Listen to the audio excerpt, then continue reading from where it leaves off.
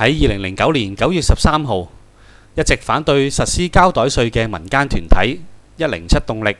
去到立法會場外上演街頭劇，要求特首喺即將公佈嘅施政報告加入內容，承諾將已經收取嘅膠袋稅回水，每一個已徵收膠袋稅嘅膠袋應該收集，將5毫紙還返俾市民，鼓勵膠袋嘅循環再造。107動力嘅召集人何文傑聯同成員將寫有膠袋稅字眼嘅膠袋喺立法會外撕毀，諷刺政府喺膠袋稅嘅實施上邊搞到大頭佛，不但令到香港嘅塑膠使用量不跌反升，更加製造好多不必要嘅浪費。